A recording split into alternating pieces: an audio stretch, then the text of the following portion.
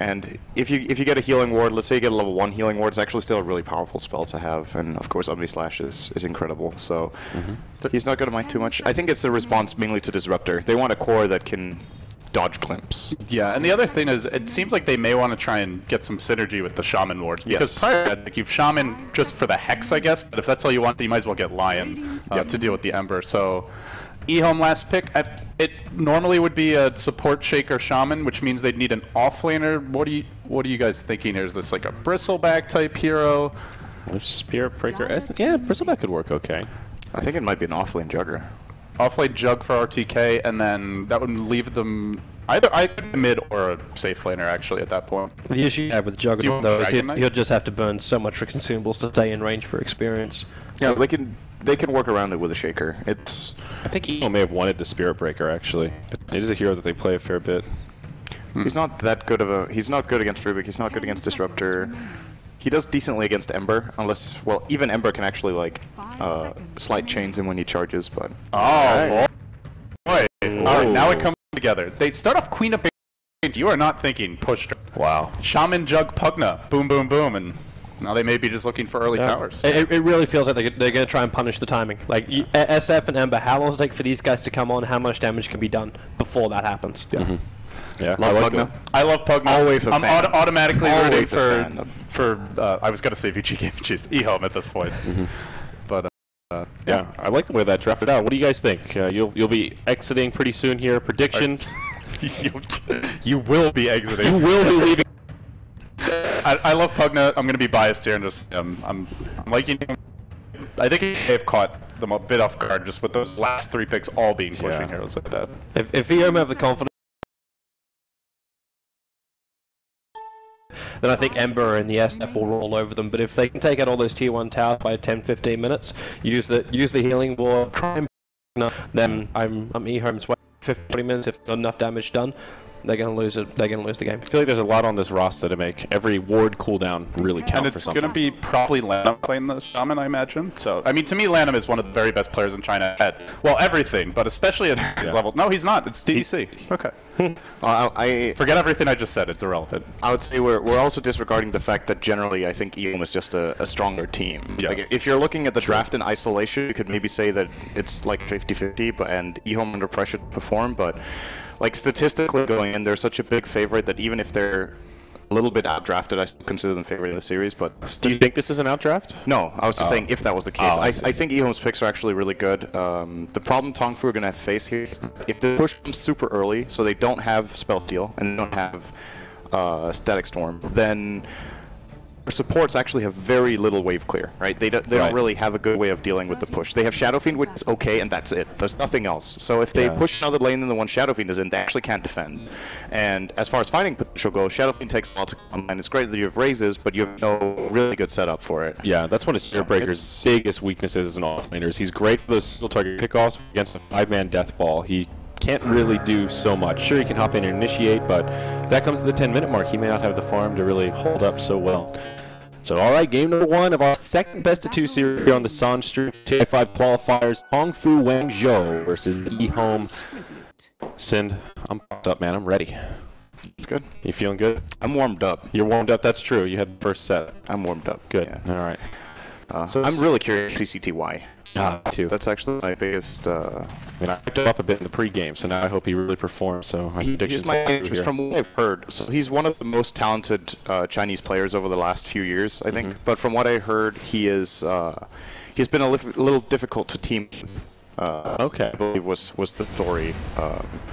Interesting. I think I can't remember where I heard it, so I'm not going to put a source on it. Does he have some anger issues? Just a little blockheaded? What's the issue? Someone said he can't get over himself. He's very much of an ego player. Sex Bingo is. He could be in trouble here. Does he have a charge? Don't pursue that. I think that was doable. Did he skill bash level 1? No, he skilled charge. Okay, so he could have gotten out.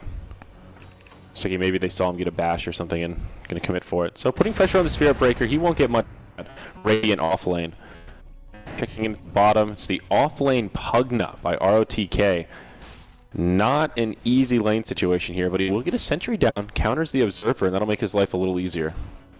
Already level 2. This is one of the problems with Rubik's as a support duo. They're not the best at putting a hell of a lot of pressure early on. They're both ranged, which is great, but as far as damage goes, the strongest duo, no real lockdown apart from telekinesis, which isn't, you know, that good if you don't combo it with anything. You can actually telekinesis into kinetic field, which I guess is decent, but then they only have physical damage, then you can just decrepify. Oh, Fisher's going to miss a little bit here from Lanham. This might still be good enough, actually. I think they can commit for this. CTY, a few more auto attacks. Lamb's actually diving it. Are they going to find the first blood? Who gets it? It's the Shadow Fiend. It turns around the other way. A disastrous first gank attempt from Ehome. Oh my, that is not the way you want to do it. That's a Shadow Fiend with first blood all of a sudden, up to 15 Necromastery souls. Oh my good gracious. He might die now.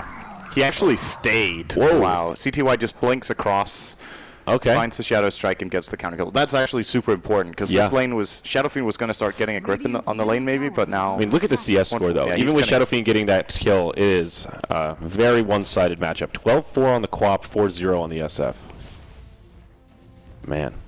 Well, now the bottom tri-lane will start to press into the tower. RTK probably okay with this. He'll get some experience. CTY, though, in trouble. Mid gets charged, and that's an easy setup for the Rays. And this time it's Bingo that gets the kill. And he already gets involved in the Spirit Breaker. This is a very good and very needed rotation. Spirit Breaker, one of the better heroes at ganking QoP, because you can't even blink from the charge. It's still going to follow you where you're used to being able to avoid most. Best you can do is try to blink under a tower and maybe look for a counter kill, but you'll still get stunned. RTK. Took a lot of damage there. Ember Spirit, interestingly, playing without Flame Guard for now. He's going for the 2-1 build, which we don't see much these days. I imagine he won't be maxing out his first 2 skills. I think that would be a big mistake. He needs to play with Flame Guard this game. Even if it gets broken, still just the 500 tank. What would you say is the more standard Ember Spirit build, the 1-1-3? Yes. No, the most standard one is 2-0-3. 2-0-3, okay. You do get a breakpoint at level 2 on the chains where you get that extra second. And the next breakpoint comes at level 4. For duration. But the third point is really, really good value damage-wise. Oh, yeah, you're right. It doubles. It's a very special scaling, this ability. There's been a couple of, I want to say as far as Ember Spirit builds go, the ones that are generally best are either the ones where you go, I want to say most of the time you max Flame Guard, right? In pretty much every single build. And then sometimes you go 2-4-4, and sometimes you go 4-0-4. And it's because the second point in chains gives the 2-second duration, and then it's about, okay, do I need the damage or not? And then the Sleight of Fist obviously has its merits, and then it's about priorities in that regard. But Flame Guard tends to be the choice, which is... I think the build-up he's done so far is correct, and now I would like to see him max Flame Guard. I mean, it feels like Flame Guard is going to be a key piece of their creep clear once the pushing starts. They'll need every little bit of AoE damage they can find. The CS chart is looking pretty scary, though, Sin. That Jug is pulling ahead pretty decently. Mid still in favor of QoP, and even the offlaners, Pugna getting a fair bit more than the Spirit Breaker, even though he did find that kill in the mid lane. Is the Pugna holding on to a skill point here? I don't think he's level up stats. Okay. That's good. So 2 points in the Nether Blast and just keeping it open-ended. He's going to skill Decrepify if he can stay alive with it, else he wants to put the point into Nether Ward, but he's not going to get anything out of it right now. Like, they're not looking to team fight. He's not looking to push at minute 3. So, just going to hold that for now. I think it's good. Okay. Oh, it's TongFu WZ actually with the net worth lead. I guess that extra kill is making a bigger dent in the net worth than I thought. I'm not sure what we paused for. Yeah, I was just saying. Alright. Interesting if we've got LAN. These qualifiers are played on LAN. So, someone lagging, I guess that's one lagging. It might be the connection to the server more than their private connectors. Yeah. We'll be paying here. Wow. Golden Doomling. High quality stuff here, Sind. How much is that courier worth? That's a pricey one, I think, huh? I can't remember. I'm not up on my... Someone else rocking the Golden Night Stalker effigy. I'm a fan. Oh, yeah. And the little snow owl. What's his name? Snowbeak? It's called Snowl, right? Snowl? Is that really what his name is? Snow? I think so. You're right. Snowl. Auspicious. Another great category for items. We've got like 10... or 12 qualities. The mythical servant of 6 or 7 of which are pretty meaningless at this point. Wow. Pew, pew, pew. Is that the sound when you shoot with focus fire? I guess, yeah. That's like the pew, pew, pew. I've seen that. Different onomatopoeia. Skywrath Mage flying above the skies. Do you think this is why they introduced effigies? Like the back. So you had something we to need do something to to look at when there is a pause. Okay, that's. See that again? Look at this supply depot. Yeah. Hey, Muckle, can we see that again? I think that's his way of saying negative. That's the no shake. That's good. I like that. All right, so they have an effigy that's called "I Miss You" and one that's called "Come Fuck Me." All right. All right, they're ready. And then on the Ehome side, CTY noticed no inscription. He's just all quap all day, hero, making a very deathly pose. I believe this is actually CTY's favorite hero. I at least remember him playing. It's a hero that really speaks to his strengths. He's an incredible lane player, a very aggressive player, so a hero he can very much dominate with is Queen of Pain. Yeah, hero that he can find a little edge and just exploit that to get more and more out of the lane. That's definitely his style. Juggernaut doing some chopping action, chopping that wood. What is on his little flag that's in the back? Is it just random marks? I don't know what that is. Is that the same on every Jug outfit? I'm not sure. Can't remember. This is a cosmetic. No. Okay. No. How cool. Okay, well, this tour of the effigies is going quite well. It's like a wax museum of their favorite Dota heroes. So what did you have for breakfast? Just kidding. We got up at 4 a.m. That's the usual thing we go to when we have nothing to talk about. Or that's your thing. You're like, what did you have for breakfast? I mean, or is that Shannon's thing? Is that my thing? Both. I don't know if that's really my thing. Everyone likes breakfast. I like breakfast. Well, we can't talk about breakfast. I had pizza. Well, we actually had pizza for breakfast. Pizza, 5 a.m. pizza. It was okay. That's good. I've had coffee, water, and pizza so far. Good day. Yeah, it could be worse. Okay, maybe that's a good sign that they're ready to go. Oh, baby. Let's play Dota. What does the double equals sign mean? I'm not sure. Why is she arming the catapult? All right, here we go. All right, so right back in it. 2-1, 3.5 minutes in. It is TongFu WZ with a very minor lead early on here. But the action is not started for Ehome. As we talked about, they've got this death ball type strategy that'll still need a little bit of time to come online. Big thing is going to be getting those nether wards. ROTK maybe in some trouble here. Glimpse back, and they've got the damage. Ember Spirit gets credit for that. Nice for XinQ. That was pretty well timed with the slight chains combo. Very nice. 3-1. They will farm the nether ward as well. There's a little bit of extra gold. Pretty penny. They can't really use the top though. But pushing it's over. Ember is a bad pushing hero, so it's. Oh, he uses charge aggressively here. CTY. They won't have the escape mechanism. DDC rotating his way over. Shadow raises, doing some damage. It lands on the high ground. There are your Jackals, and they will find a kill on go now. Can they get the Shadow Fiend?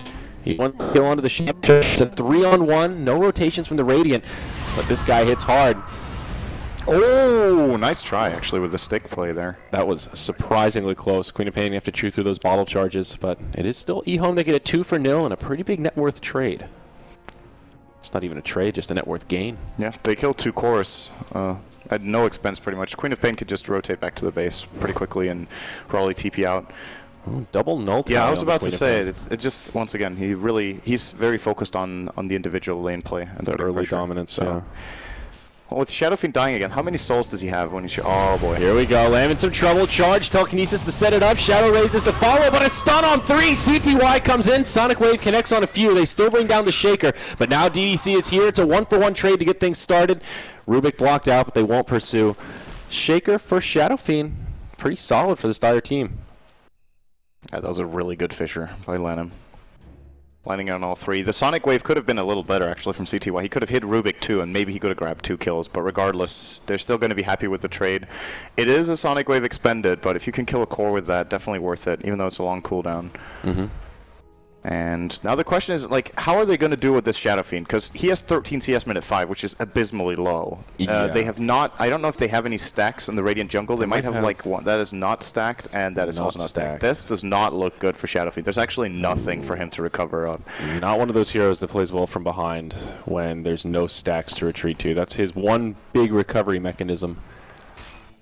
Oh, God, and this Jug is just farm, and he should have a Mask of Madness before too long here. And he's already a good matchup against Shadow Fiend. Jugger is one of the better heroes at dealing with him. Of course, all the magic damage from Requiem and the raises, you don't really care. You can just spin or Omni-Slash it, and when you get up nice, close and personal, you can only hit one raise anyway, so he is a really good hero for them here, I think. So how about the power curves of Jug versus Ember? I feel like the Jug comes online just a little bit earlier in these 5-man pushes when the Ember is still trying to get his footing. I don't know what TongFu should do right now. Like, they can't... I mean, there's a push happening here in the top lane. They've got to respond somehow with the supports, but they can't really kill anyone. That's the problem, right? Their damage, like you said, Ember needs to find his footing first. He's got good farm, but what's his level at right now? He's probably level 5.5, I would guess at this. Oh, he is 6. He does have his ult. So they have a shot at fighting, but if they... It's like at this point in time where if Ember has one bad fight, he's going to need recovery time. His build-up now, he is going to prioritize Flame Guard, so I think that's good. I would guess TongFu want to try to delay until he's level 8, so they have the level 4 Flame Guard. It's such a big and good build-up for him, and just buy some time, maybe get Shadow Fiend to level 7 as well, so they have the raises, but he is not going to be able to stand that mid lane on his own, I think. This is a Quap that's up 1,000 net worth on him at minute 7 and 2 whole levels. Wow. This is actually not manageable. They do have Disruptor behind him protecting him from ganks. And here we go. That's going to be necessary now, I think. Yeah, but there's no Static Storm. CTY drops the ultimate to secure the kill, but it's the Ember Spirit that rotates in and makes it a 1-for-1. Both the mid laners will take a tumble. Good rotation from the Ember to make that one happen, but it is the Disruptor that gets credit for the kill. Pretty penny going his way. Yeah, that's decent for TongFu. They did have to port the Ember, but he can just farm this. They're probably just going to swap around and put Shadow Fiend safe lane.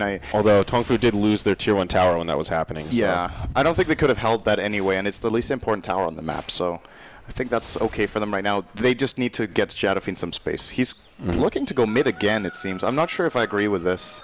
I think at this point in time, better to just put him a little bit in the safe lane, get him a couple of free waves, level 7, and then do some stacks in the jungle. But yeah. I don't even know if did they stack now? Oh, they did. All right, that's what he's farming. So he's going for the stacks. That makes a lot. So he's got a triple stack here. That'll help. That'll make a dent. That is very important. Ehome are still waiting for their Rasta to find level 6, though. We haven't even seen the Serpent Wards come out, and that's the core piece of their pushing strategy, I think. ROTK, he's coming online as well. He's got Arcane Boots, also great for sieging. 2 points in the Nether Ward, actually skipping Decrepify altogether for now. I think it's the right, well, I don't know if it's the right build, but leveling up the Nether Ward is definitely going to be important for their timing, and if he can avoid skilling Decrepify early, I think he would prefer that. It also doesn't have that good synergy with Jug. There's a risk of misplays with Omni-Slash and Decrepify, which have horrible synergy. That's true. They have no synergy. They have negative synergy. Yeah. Also not good with Serpent Wards either. Here we go, though. Smoke rotation from Ehome. Safer play. Yep. Looking for something. They want to find the Shadow Fiend. They know this is going on. This is actually going to be a very easy kill. Jug can just solo him here. No mana. Easy peasy. He'll even hold the Omni-Slash. They set it up with the Fissure. There's the Static Storm, but it does nice! A lot of damage to Yang. A 1-for-1, much more than TongFu WZ would have hoped for, and now the Spirit Breaker charge coming through. Nether Strike onto ROTK. It's a 1-for-2, the Radiant Repel, but in comes CTY. He'll finish off the Disruptor. Now he wants to finish off Rubik as well. Bingo hoping for some bashes here, not finding them. It's Ehome that are starting to pull ahead here. What can the Quap do as Xingqiu rotates down, blink to the high ground, we'll just play it defensive. 2 for 3 overall, Ehome find the better of it. Yeah, CTY coming in at the end there, cleaning up a bit, was very important. That was a nice disruptor ult, the Static Storm into the chains. The way they combined that, Jugger was almost outside of the storm, and then they bound him inside. Yeah, I thought he made it out at first as well. Oh, and he makes it out, but he... and that would have been horrible for TongFu if that happened. I think they wouldn't have found a single kill and lost 3. Instead, they get a 3-for-2. So essentially, it sets up 2 kills if you look at it that way. That Static Storm chain play. They still come out on bottom though, so and the thing as well, Ehome didn't use their core ultimates there. They have an Omni-Slash as well as a Sonic Wave still available that weren't deployed there. So and Shadow Shaman also wasn't level 6, which Disruptor was. So there's another ultimate coming up, I think, fairly soon. They're prioritizing Shaman's levels over Shaker as they should. DDC should be getting level 6 up here in, I guess, 30 seconds. This wave should actually be enough. I guess he's a little bit scared of going in against the Ember, who can play very aggressively on him, and if there's any sort of backup, he would be scared. Okay, now these chains are gonna prompt his movement here. He'll need another wave though before he dings. Especially if RTK is gonna Two sets of arcane boots, though, for Ehome. They are gearing up for this push, and we're getting into that window where it could commence at pretty much any time. ROTK thinking about a mech, it looks like. Possibly a 4-staff. I think it's a mech. Oh, this... Xingqiu, hexed up. Life drain, but he does have the flame guard on. Kind of looks like he's pulling the fire out of the Ember Spirit. It's kind of a neat graphic. Alright, Xingqiu just walks away. He used his regen, so he basically lost nothing. He put quite a bit of pressure. RTK lost a lot of health. He's going to use his tank. He has 15 on the stick, though. Shadow Shaman down to half as well. So. And he secures his drums. This is one of the nice things about Ember at this point in the game is how much attention he can draw to himself and still be very difficult to kill. You kind of have to address him in this situation, or, well, you could let him push a bit because he doesn't push that well, but if you're looking to do anything in the lane, you kind of need to just think about it. Xingqiu getting so aggressive here. It's a 1-on-3, a lot of damage to DDC, but has a remnant that he'll jump to. You know, forced a TP from Quad. Like, look at how much he just did without killing anyone. Yeah. That was actually really, really good. What is CTY going for here? He's pulling up that gold up to about 2,600. I think Orchid is the choice. Still on a very basic hit. Keeping it open-ended, though. There's a Static Storm kinetic field. CTY gets dropped. Nice setup there from TongFu. I caught him completely off guard with that one. TongFu Wangzhou putting up a very good fight here, Synderen. This early game is closer than I thought it would be. I want to say it's pretty much dead even right now. As far as the lineups go with scaling, probably favoring TongFu come the later portion of the mid game. I don't think it's as drastic as Toby said that if they don't get a hell of a lot done in the first 15 to 20 minutes, they're going to lose the game. But they're definitely, at that point, Ehome are going to need to beat them on execution and not on draft. I don't think their draft is stronger at minute 20, so they need to be the better team then. Yeah. And, well, if Ember has a good early game, which he definitely had so far, 70 CS minute 13, and the Shadow Fiend, who was struggling, let's be honest, is now top of CS, then... Wow, that is quite the recovery. They're actually looking pretty good. Those are the stacks. They didn't have them in the start, but they got them when they needed them. And now he's looking pretty good. There's a mech 13 minutes after he died like 2 or 3 times in lane. This is a big problem for Ehome. They don't have a mech of their own. ROTK in the offlane just doesn't have the farm to get it at this great timing. For a strategy like this, like a Viper mid where he could get that 9-10 minute mech, would have made this a lot easier for the Dire side. Now let's start to siege the bottom tier 1. ROTK starting things off with a Nether Blast. The Glyph will come out, and looks like TongFu Wangzhou will just trade towers. They'll sacrifice the bottom tier 1 and try to grab the mid tier 1 of their own, and seems they will be successful on that front. Look at that KDA average. Oh my god. Wow. It's like double the average of all of our other players. That is very impressive. It's a very high KD. What is he right now in this game? He's died twice, right? He's 3 times. 5, 3, and 2, yeah. This is a personal worst. So far, at least. Yeah. Still plenty of time to recover. Fret not, Sind. And they get the tower. Now they're going to need to get out. Is Sex Bingo actually going for the... That is bold. And here we go. Static Storm to help break up the fight. Glimpse not going to do a hell of a lot here, but it's Yang. He's getting focused. Blade Fury into the trees. TongFu not getting what they were hoping for out of those ultimates. I'm surprised he didn't cancel that Nether Strike. He basically Nether struck a Juggernaut in spin. Yeah. And it did nothing. Oh, Fissure connects on 2. Follow up there. CTY, Sonic Wave connects on 3. Stolen Fissure tossed right back at him. Now he's charged up. He'll be okay for now. It's TongFu Wangzhou on the back foot, using their spells very defensively. They will lose the Rubik as CTY catches him. Just a 1-0, but it's Ehome that have a lot more at their disposal. They still have the Omni Slash as well as Rasta Wards. There they are. Tier 2 tower now in some trouble. What level of Healing Ward is this? Is that a level 1? Okay. Yep. They can't deal with that right now. That's actually a pretty big problem for them in their lineup. They need to find a way of getting rid of the Healing Ward. Like, if the fights draw out like this and they don't commit and burst anyone, all of that chip damage that Ember deals is basically countered by that one spell, and they don't have like a long-range hero that very easily accesses it. They can try to do it with Shadow Fiend. Disruptor can't just run into the middle of the fight and destroy the Healing Ward. Or, well, maybe he can, but then he's going to die for it. In some cases, it might actually be a good play. But that was definitely not the fight to do it in. So either Ember has to jump on top of it and use a Remnant for it, and then needs to Remnant out after, which is a very difficult play if the enemy team is fast, or they just need to burst. They need to kill heroes faster than they did. And they were lacking the Nether Strike, really. Yeah, and the Storm. Exactly. These 2 abilities. I was just going to say, the Static Storm seems to be that key ultimate for TongFu Wangzhou. When they start off with that in a good place, that's a successful fight. Other way around, not so much. Queen of Pain going for the Aghanim's Rush. Okay, a slightly different take on the hero. Really don't see this build that often, but if you can get it out this quickly, it's very potent for these frequent skirmishes.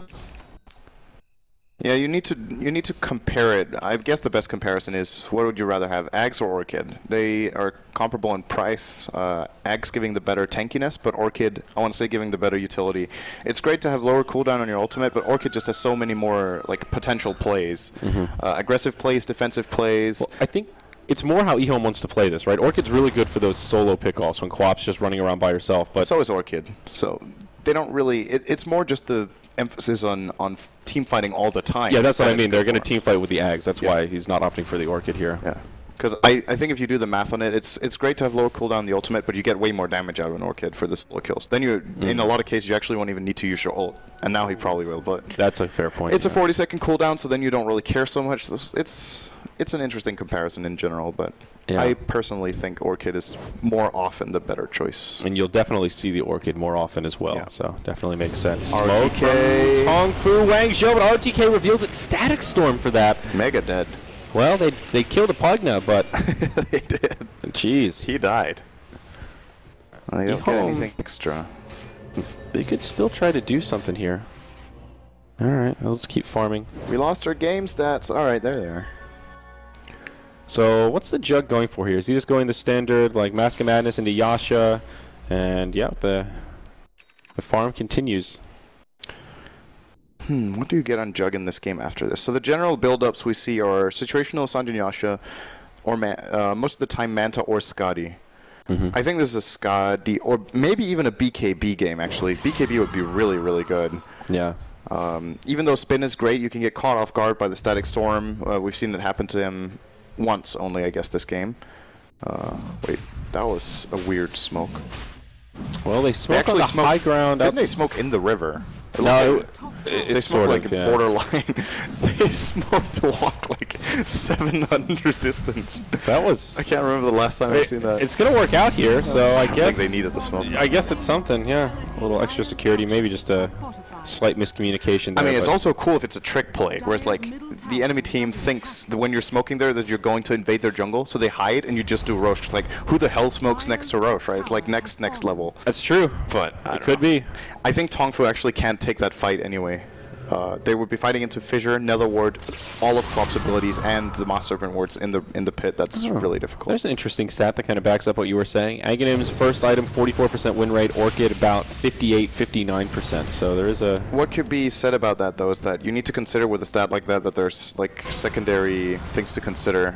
Like, which teams often favor Ags, and if they're yeah, first of all, which teams favor Ags, but also which role Quap is played in when she gets which item. I think the Orchid is an item you play with from ahead, so all the games Quap gets offlaned and doesn't do too well in, she will opt for an Axe as a recovery item. And then if you don't do too well, you're naturally behind in the game, and then your chance of winning is lower. That's a good point. And whereas the dominating teams that get Orchid early will win a lot. That Omni Slash. Really good Yules. Completely mitigated, but is it enough? He barely stays alive to get the mech. Lamb trying to finish him off, drops the Echo Slam. There we go. They bring down the Shadow Fiend in exchange for the Pugna. Sonic Wave connects on quite a few. Looks like 3 heroes, enough to kill the Rubik. Buyback from the Rubik now.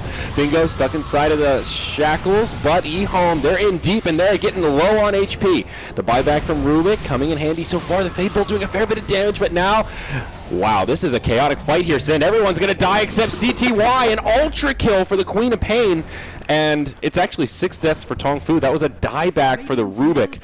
Huge fight for Ehome when that it's all was said and such a crazy fight. They were hovering so low health on all of them. The healing ward was doing quite a bit of work, and then ultimately, they just lacked that little... I think Ember Spirit ran out of steam. His Flame Guard expired. He didn't have another Spirit, or he didn't have mana for it, or for the Remnant.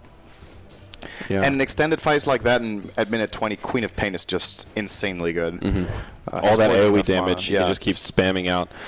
Now 3,200 gold on the Quap. Do you go back for the Orchid at this point, or you just look for a bigger ticket item? Move into a Hex? I'm not sure how CTY wants to itemize here. I think something like either a BKB so she can just play very aggressively. Okay. The counterplays for TongFu, like, the way they've killed Quap, I think every single time has been Static Storm. That's true. And you can just BKB against it, and then the only way they have to deal with her is actually Nether Strike, and they don't have enough physical damage yet. Ember Spirit is more of a spread damage carry at this point. Shadow Fiend doesn't hit hard yet. He's all utility-based, so I think BKB would be a great item. If he wants to go for an aggressive item, I would say either Hex or Shivas would be nice. Yeah, the armor would be handy here. Orchid is still not too late, but I think Ashiva's guard is also really, really good for these fights. Just more of that AoE damage. The AoE attack speed slow should not be underestimated when you're playing against something like Shadowfiend Spirit Breaker as well. It's pretty good. Still 2 minutes left on the Aegis of the Immortal. CTY was the carrier in the last fight. They'll get decrept. Now Rasta wards come out. They'll pressure this tier 2 mid. There are only 2 outer towers remaining for TongFu WZ. Here's the initiation. Fissure to start it off. Static Storm on CTY, but he walks out of the kinetic field. He doesn't have enough mana for the ultimate. Oh no! A golden situation, but he will go down. The Aegis of the Immortal will bring him back up with plenty of HP and mana. It's a 4v5 now on the field. Can they bring down CTY? The charge across. Bingo channeling up the Nether Strike, but gets interrupted by the Hex. Nicely done. The Sonic Wave just obliterating the Radiant side. They're quickly crumbling here. Only 2 left alive. Bingo will fall. And now it's just Xingqiu. He's on the retreat. Searing Chains connect on 2 creeps. Less than ideal. And now the high ground siege begins. Couple of buybacks available for TongFu, but they will hold them at least for now. Yeah, CTY has recovered nicely. I think he has an 8-kill streak right now, so he's worth a lot of money, but I don't know if they can deal with him right now. They will retreat. They managed to hold the barracks 4-for-1 without any buybacks. buybacks. That's a pretty good trade. In a fairly even game, getting a 4-for-1 and a tower is great, and that's a big win for them. Yeah, you see it right there. Manta for Jug, possible way of getting out of Static Storm if you do it well with it, and the Kinetic Field, of course. Decent for split pushing. Apart from that, it's just... Is the Manta versus Kinetic Field, is it kind of random if you just end up on that side of it, or is there... I think it's fully random. Okay. So what happens when you Manta is that... You're in one of the 3 positions You're in one randomly. of the 3 positions that it spawns, and one of them could be outside the field. Gotcha. So, somewhat low percentage play, but could be the make or break. I don't think it's what he gets it for. It's just like standard build-up for him. True. It's decent stats. The split push is nice. If you get a good situation to Manta, whatever, it's nice. It's a way of getting out of Searing Chains, which is really great. Shaker looking on a Glimmer Cape, I think. It's interesting. He's got Blink. No. No? He went for the Shadow Amulet It's instead. Lanham. It's probably Shadow Blade. You think so? I don't know. It could be. Quap did go for the BKB also. So Yeah, good call on that one. Now he can just play choice. extra manly. Yeah. I think it's the safest and best item overall here. Yeah. Well, 19 to 14, Ehome finally starting to pull ahead, and there is still 1 outer tower remaining. That tier 2 in the top lane that they'll probably try to knock down pretty soon. The Shadow Shaman getting a lot of momentum as well. He's only level 9, but he has a Blink Dagger. Gives him some good initiation reach. So what's the play if you're TongFu here, Sin? Where do you move to try to get back into this one? Roche down for at least another few minutes. I think pushing up this top lane is really good if they can find an opening. Queen of Pain is the preferred target if possible. She's worth a lot of money. Just buy time more than anything, basically.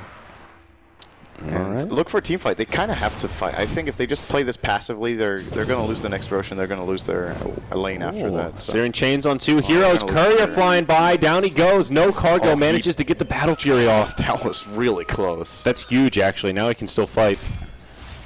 It's not the worst timing in the world. Battle Fury, minute 24 with drums build up is pretty good. If you're having a really great game, you get it sub 20, phase, drums, and BF, but this is still alright considering how the game's going. And you saw the last couple of fights, he actually had some really good slights where if he had the Battle Fury, he would have dealt a hell of a lot of damage. That is a possibility now. My question is if it's too late. DDC's in a good position here. No backup though, he can't go for that. It's not too late if Ehome continue to clump up like they have in a few of these fights, though I wonder if, knowing that the Battle Fury is out now, they'll try to adjust their positioning appropriately so it's less of an issue. I don't think they saw it. Did they see it? Well, I think they had an opportunity They could have to see seen it. Yes, they could have. I don't know if they actually did, though. Oh, he's got a haste bottled up also. Oh, it's such a good rune. Unfortunately for him, it's late. I want to say Ember is one of the absolute scariest heroes in the game with a haste rune when he's level 7. It's just ridiculous how much you can do with that hero with a haste rune, but minute 25, not so much. You generally get locked down by something and then the haste doesn't really matter. He's going to pop it now, though. Looking for something here. He's going to go in for DDC. DDC, Searing Chains to get things started, but Hex comes out straight away. He is rather speedy, but they've got some stuns. There's your Shackle. They'll lock him in place. 2 ultimates burned for that, and they will. It's certainly secure the kill. Echo Slam and Sonic Wave deployed. The Sonic Wave not as much of a big deal, but not quite sure what he was hoping for. 5 heroes missing on the map. Shadow Shaman and Quap playing up aggressively. It's a fairly obvious... It seemed like a pretty low percentage play there. Yeah, and there was no play anyway. He actually chained and tried to run away because he was getting hexed. So And speaking of Hex here, tilty play. Queen of Pain working on Scythe of Vice. Could also be Refresher. He has the Ags already. He's gonna need a little more stats for that though. But he has a bottle. It's actually possible that he could go for that. It's really strong. Okay. Try out a hero build. Okay. Yule's mech on the Shadow Fiend. Usually it's one or the other with these items. I feel like it's pretty rare to see a Shadow Fiend with both because it really hurts your damage output overall. Some cases it's actually really good. I think both of them have been valuable this game. The mech is obvious against all the AoE damage, and Yule's is really good against Omni Slash. We saw it used once where they actually had a shot at that fight, but they ended up getting overrun, and they missed some crucial abilities in that fight. I do believe that was the reason they lost it. And it was a Glimmer Cape to come out on the Shaker. Yeah. Could this be the new Poor Man's Blink Dagger for the Shaker? It gives you a way to initiate into the fight. Like a mini Shadow Blade? It can work. It costs almost the same as a Blink, though. So if that's what you're looking for... Well, the build-up is just easier. That's the only difference. Yeah, a bit. So yeah, I guess it's not even that much easier. 1400 is still a lot to pull up. Yeah, and the thing is he doesn't have the mana pool for it, I think, with Tranquils. So if you use the 130 for the Glimmer, then you're down to 350. So then you can use Echo or Fissure and nothing else, unless if you Wand. That's a good point, actually. It gets a lot more situational when you Glimmer in, but it can definitely be done. I think more than anything, they just realized that they don't need the Blink for the massive Echo because they want to take controlled fights, and then what can give them the control is the fact that anyone who gets caught in a Static Storm can actually survive with a Glimmer. He's been super liberal with the Echo Slam. He's used it for solo kills quite a few times this game. We'll see a smoke rotation from TongFu. They catch the Shaker. Speak of the devil. Charge across, but he's got backup on the high ground. Nether Ward in a great spot. Force staff to the high ground. Bingo eats the Omni Slash. That'll be the end of him. Static Storm Kinetic Field breaking up the fight, but just not doing enough. Now the Quap drops the ulti, brings down the Disruptor. A fast 2-for-0 as the Rubik falls. It's Ehome coming out big in this fight. BKB, TP from the Shadow Fiend. He'll live, but not the way you want to debut your Black King bar. That was a pretty good Glimmer Cape compared to Blink Dagger. But if he had a Blink, he wouldn't have stood there. Like, he actually used the Glimmer Cape as a bait. He wanted them to go on him.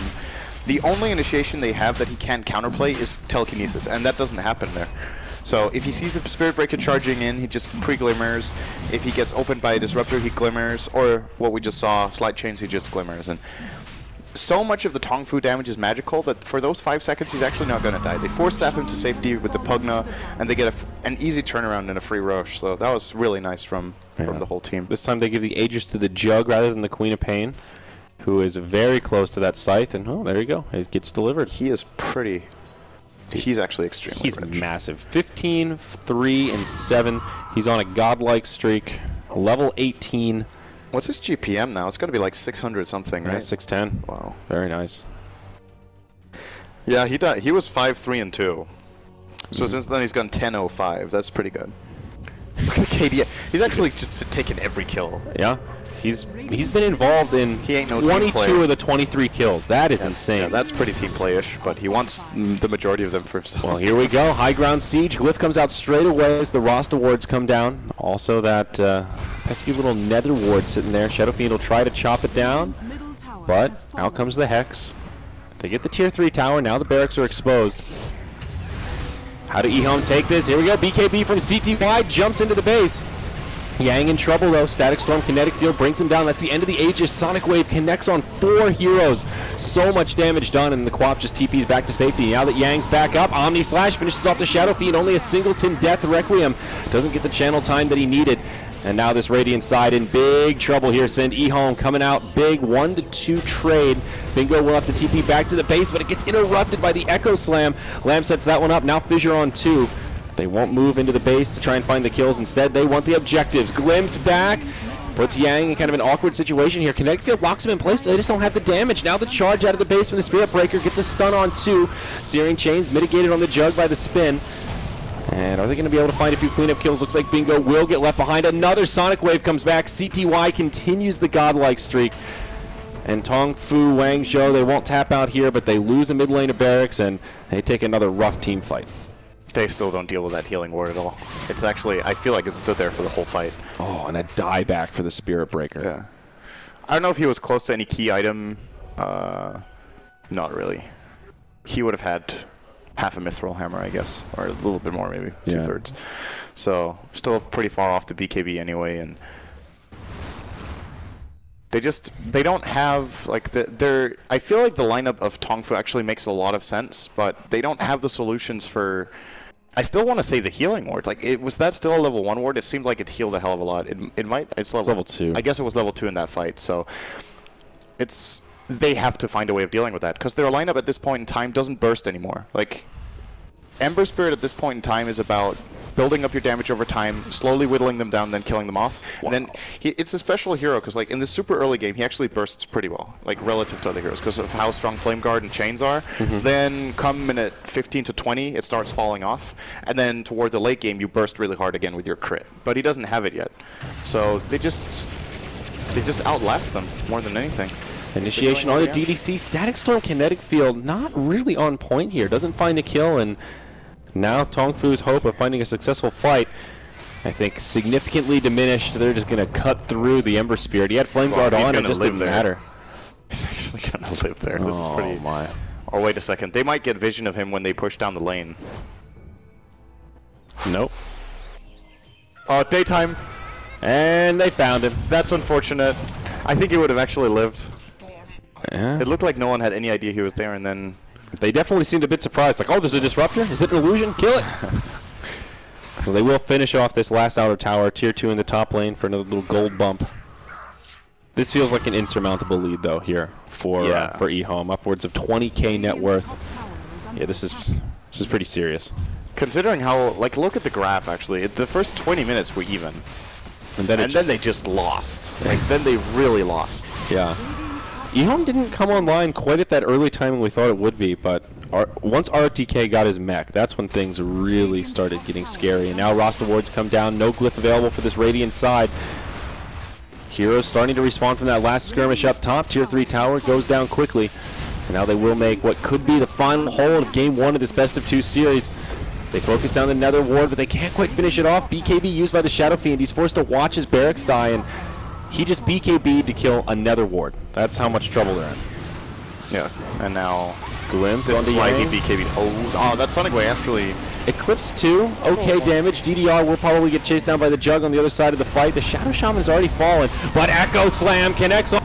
Follow-up damage for Lamb is huge. Radiant side, too much to handle. They will tap out. 33 to 16. It is Ehome that takes game number 1. Yeah, like you said, they didn't come online as early as they could have, I think. TongFu's early game was pretty good, but then when it came to the mid-game execution, they didn't have a way of dealing with the healing ward, they didn't have a way of controlling the fights enough, and CTY, it's like, whenever the fight started, they almost instantly lost a hero. Like, the Quap would just take someone out with Sonic Wave and Scream, because all the heroes were pretty fragile.